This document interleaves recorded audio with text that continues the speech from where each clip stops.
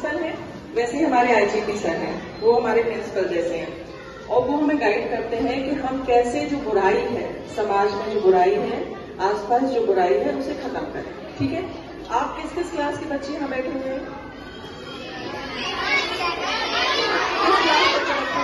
Nursery to 10th month. Okay, 10th तक के बच्चे हैं। तो नर्सरी के बच्चे तो नहीं समझ पाएंगे, पर 10th क्लास तक के बच्चे, जो 5th के बाद वाले बच्चे हैं, वो समझ पाएंगे। या वो बच्चे समझ पाएंगे जिन्होंने अपने आसपास ये देखा होगा कि किसी के जो पड़ोसी हैं या आसपास के लोग हैं ड्रिंक करके आते हैं, है ना, नशा करके आते हैं, शराब पी के आते हैं। और वो मुझे याद आ रहा है अपना एक इंसिडेंट। जब मैं छोटी बच्ची थी, तब मेरे पिताजी के एक फ्रेंड थे और वो काफी ड्रिंक करते थे और मुझे याद है कि वो अपनी फैमिली को, बच्चों को बाहर निकाल देते थे जब वो ड्रिंक करते थे रात में। और वो आंटी जो है वो रोती रहती थी और वो हमारे घर आती थी। मुझे ये बचपन की याद है, मतलब जब मैं शायद 2nd या 3rd क्लास में रही होंगी।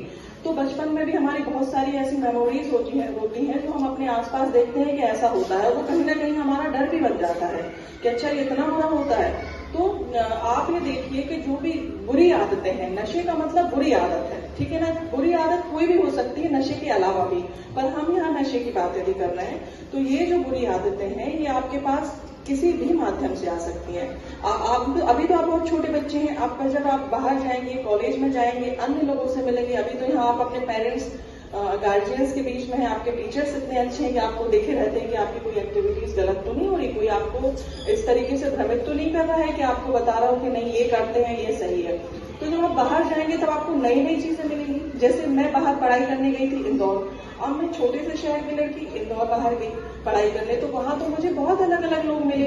कुछ लोग ऐसे मिले जो मुझसे कहते थे चले मॉल चलते हैं, हम शॉपिंग करने चलते हैं। अब मैं तो पढ़ाई करने गई। कुछ लोग ऐसे मिले कि अच्छा ये भी कर सकते हैं। और मैं आपको बताऊं, मेरे कई रूममेट्स मुझे ऐसे भी मिले जो कहीं ना कहीं या तो सिगरेट पी रही हैं लड़कियां, या फिर नशे में आती हैं, या फिर रात में पब से लौट रहे हैं। अब डिसीजन हमारा होता है। मैं वहां पढ़ने गई थी और मैं हमेशा जब पढ़ने वहां गई तो हमेशा ये सोचती थी कि मेरे पिताजी ने या मेरी माँ ने कितनी मेहनत से मुझे यहाँ भेजा। ठीक है, मैं आपको ये स्टोरीज इसीलिए बता रही हूँ। तो ऐसा नहीं है कि हम लोग के सामने कभी इस तरीके की कंडीशन क्रिएट नहीं हुई कि हम सोचे कि वहां जा सकते हैं। आप ये सोचें, आपके सामने ऐसे लोग मिल रहे हैं जो आपको इस तरीके से प्रभावित कर रहे हैं, ऐसा किया जा सकता है। पर हमारा डिसीजन होता है ना, हमारा जो मन है, हमें ही डिसीजन लेना पड़ता है अंततः कि हमें किस ओर जाना है।